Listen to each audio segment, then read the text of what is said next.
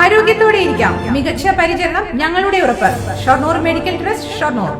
കഴിഞ്ഞ ദിവസം തൂതപ്പുഴയിൽ മുങ്ങി മരിച്ച കൊപ്പം SI സുബീഷ് മോന് യാത്രാമൊഴി നൽകി സഹപ്രവർത്തകരും നാട്ടുകാരും.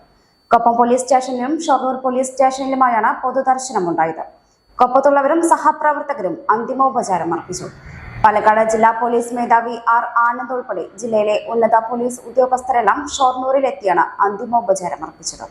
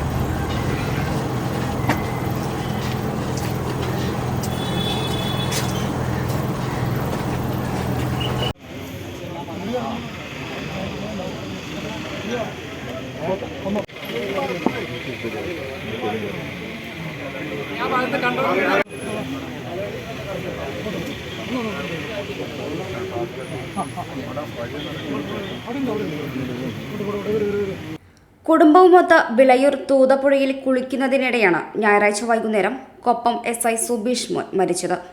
തടയണയ്ക്ക് താഴെ കുളിക്കുന്നതിനിടെയാണ് അപകടം.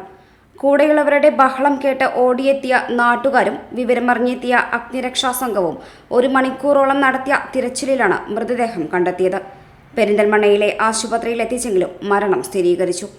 മഞ്ചേരി മെഡിക്കൽ കോളേജിൽ പോസ്റ്റ്മോർട്ടത്തിന് ശേഷം സുബീഷ് മോന്റെ മൃതദേഹം തൃശൂർ മാള കൊട്ടോളി വീട്ടിലേക്ക് കൊണ്ടുപോകും വഴിയാണ് ഇരു സ്റ്റേഷനുകളിലും പൊതുദർശനത്തിന് വെച്ചത്. 2 ആഴ്ച മുൻപാണ് സുബീഷ് മോൻ കൊപ്പം SI ആയി ചാർജ് എടുത്തത്.